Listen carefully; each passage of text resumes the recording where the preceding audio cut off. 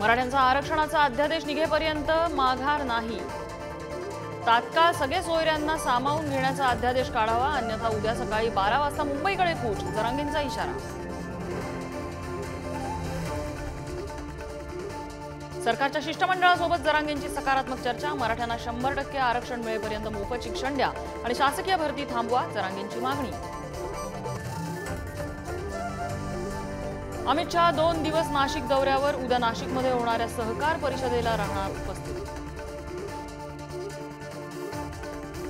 बिहारमध्ये मोठा राजकीय भूकंप येण्याची चिन्ह, नितीश कुमार इंडिया आघाडीचा हात सोडून भाजपला साथ देण्याची चर्चा, नितीश आणि भाजप एकत्र सत्ता स्थापन करण्याची शक्यता।